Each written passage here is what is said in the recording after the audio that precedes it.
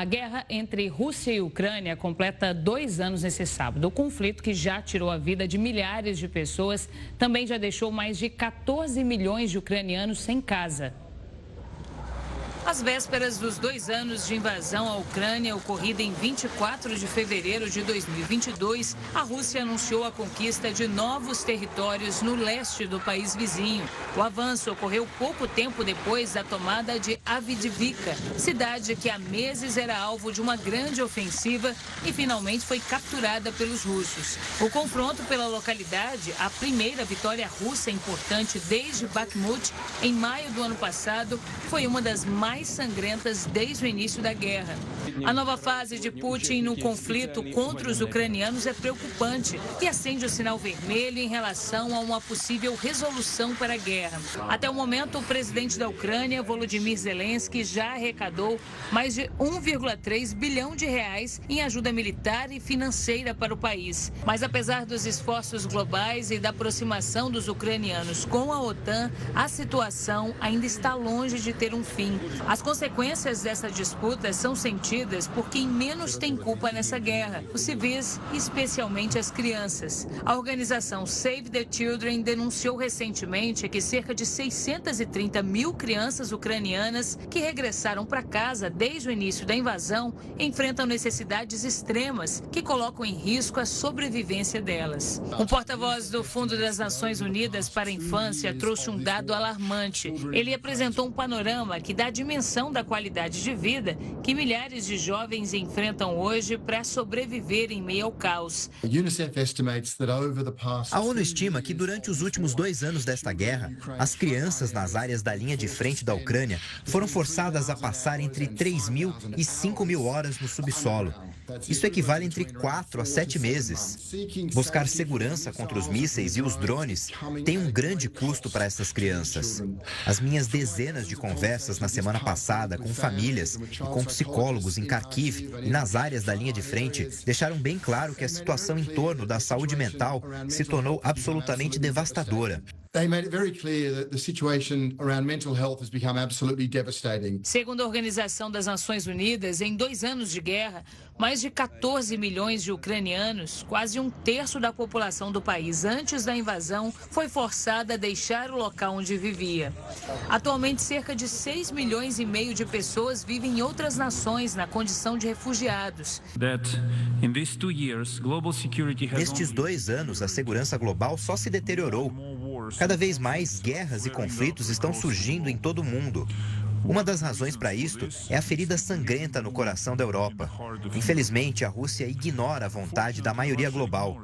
Eles continuam a agressão contra nós e jogam cada vez mais homens para lutar nesta guerra. Enquanto uns sofrem, outros não veem motivo para recuar o exército. O presidente da Rússia, Vladimir Putin, fez um pronunciamento à nação onde classificou a ofensiva russa como necessária e ainda chamou os soldados do país de heróis. Na vanguarda hoje são participantes da Operação Militar Especial. Vocês lutam pela verdade e pela justiça, mostram coragem e bravura na defesa da Rússia. Vocês são os autênticos heróis do povo. Como medidas para tentar conter o Kremlin, o Ocidente apostou no isolamento econômico desde o início da guerra, mas que não foi eficaz em frear a ofensiva russa. Foram várias sanções, além do confisco de 1,5 trilhão de reais em reservas do país no exterior. Para a gente fazer um balanço desses 2 anos de guerra entre Ucrânia e Rússia, a gente conversa com o professor de Relações Internacionais da ESPM, Leonardo Trevisan. Uma boa noite, bem-vindo mais uma vez ao Jornal da Record News, professor. Boa noite a todos que nos escutam. Boa noite, Gustavo, boa noite, Renata. Professor, eu quero começar nossa conversa, a gente viu na reportagem um apanhado desses 2 anos, mas o que fica na cabeça das pessoas é o que houve que essa guerra, que todos diriam que no começo era uma guerra rápida, hoje chega a 2 anos sem previsão de término. Essa é a questão, né? Sabe, Gustavo, tem uma máxima sobre guerra que a gente tem sempre que prestar atenção nela, né? Todo mundo sabe como é que as guerras começam, ninguém sabe como é que elas terminam. É exatamente assim. Isso é lá atrás, desde os gregos, né? E mais uma vez aconteceu isso, né? A guerra, quando ela começou, a Rússia tinha uma ideia de um choque imediato de pavor e força que ela conseguiria dominar a Ucrânia inteira em dias. Deu tudo errado. Né? A Rússia não conseguiu esse intento, ela fracassou nisso, uma desorganização total, realmente com crises técnicas e realmente uma certa incompetência militar. Recuou disso, se fechou na parte sul e leste, praticamente só 20% da Ucrânia, se enclausurou nesse pedaço e desse pedaço mudou o sentido da guerra. Você tem razão, né?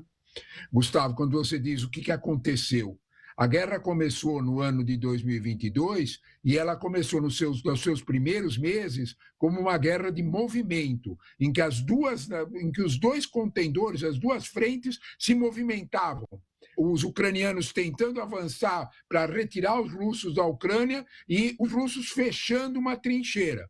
Isso acabou. Essa guerra provou que nenhum dos dois lados conseguia seu intento. E a guerra se transformou numa guerra de posição, numa guerra de atrito, como nós estamos nela até hoje. Se nós fizermos um balanço do primeiro ano da guerra, nós vamos observar que a Rússia fez grandes promessas e descobriu que não conseguiria fazê-lo. No segundo ano da guerra, inverteu esse processo. Quem fez as promessas foi a Ucrânia. Lembra quando a Ucrânia, em março, no início da primavera, março de 2023, no início da primavera no continente europeu, fez grandes promessas de contraofensiva. O Ocidente emprestou armas, mandou armas, o Ocidente fez um investimento forte nisso. Não deu certo. A contraofensiva esbarrou no processo defensivo russo, principalmente nos campos minados que os russos colocaram, capazes de deter os tanques mais modernos do Ocidente, sem contar as minas plásticas, que impediam a infantaria de avançar. É nesse contexto que o segundo ano, quem fez promessas foi a Ucrânia, que não foram cumpridas. No final do segundo ano, o que nós temos é os russos preparados para uma guerra maior, uma guerra mais tecnológica, voltados especialmente a bombardeios, e os ucranianos sofrendo as consequências com uma perda de infraestrutura. Como vocês mostraram na matéria, que eu concordo inteiramente, a maior vítima desses dois movimentos, tanto das promessas russas iniciais como das promessas ucranianas no segundo ano, são os civis. São mais de 14 milhões de desabrigados, sem contar o número de mortos, que ainda não se sabe exatamente quantos são. Professor, muito boa noite para o senhor. Eu queria que o senhor explicasse para a gente, por favor, de que forma que a guerra no Oriente Médio entre Israel e Hamas possa ter interferido, até favorecido, de algum modo, o presidente Vladimir Putin e a ofensiva russa. Essa é uma observação interessante, Renata, porque, de alguma forma, seria muito difícil para os arsenais americanos sustentarem dois focos de guerra com essa dimensão, tanto a guerra do Hamas quanto a guerra da Ucrânia. Essa é uma relação obrigatória que nós temos que fazer. As coisas aconteceram exatamente assim, mas nós temos que lembrar que antes de acontecer o ataque do Hamas a Israel, no dia 7 de outubro, alguns fatos da guerra da Ucrânia já estavam mais ou menos decididos, Renato. Observe que em setembro, primeiro de tudo, naquela conferência famosa de Vilna, que é a conferência da OTAN, que o Zelensky foi lá, né, cobrar armamentos, ele recebeu uma resposta muito dura de um aliado americano de primeira hora, Ben Wallace, que era o secretário de defesa do Reino Unido, com aquela frase que todos nós lembramos, dita no dia 6 de julho de 2023, no encontro de Vilna. Cuidado, senhor Zelensky, o Ocidente não é o Amazon das armas. Em outras palavras, não estava funcionando a contraofensiva.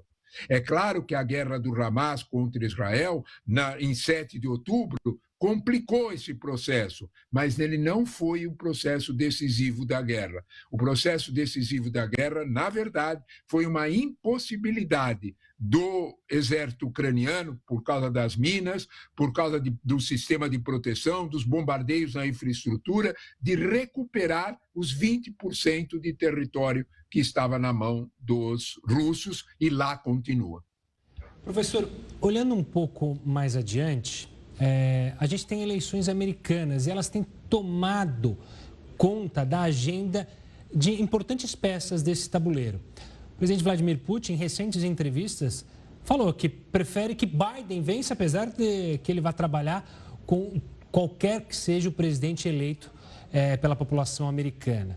Do lado ucraniano, há um temor que, caso Trump vença a eleição, a ajuda do Ocidente, e principalmente dos Estados Unidos, não exista mais. Qual é o impacto que as eleições podem ter na continuidade ou não dessa guerra? Gustavo, você tocou no ponto essencial. Essa é a questão. Essa guerra já começou com um fantasma, Gustavo. Você fez muito bem de lembrar isso. Há um fantasma nessa guerra. Quem é esse fantasma que já está posto desde 2022? Esse fantasma chama-se Donald Trump. Nós todos lembramos, ele não deu essa declaração uma vez, ele falou várias vezes isso, né?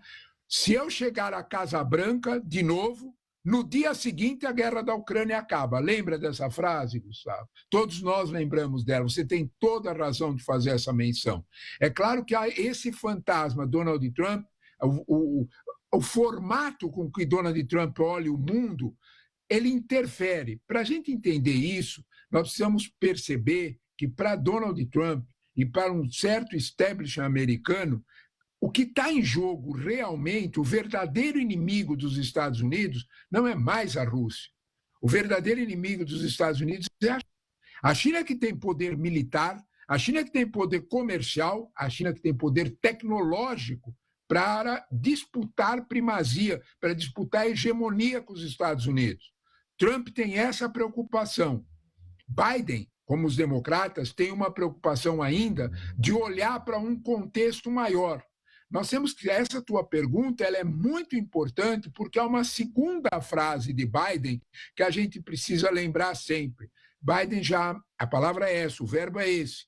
Biden já ameaçou a OTAN várias vezes dos Estados Unidos saírem da OTAN porque o Biden não, o Trump não vê necessidade de continuar a fazer investimentos militares na Europa porque a Europa não gasta dinheiro como Trump gostaria para se defender.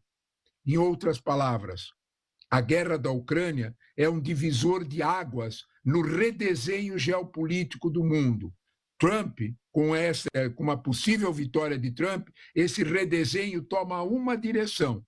Nós não podemos esquecer, e eu acho que foi bem importante você ter lembrado a eleição americana, mas não é só ela.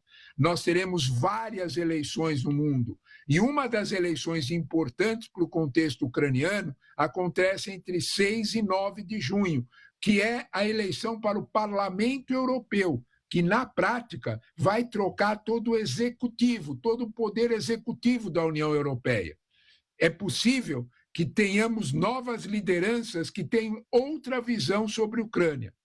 Zelensky sabe disso. Zelensky tem esse receio.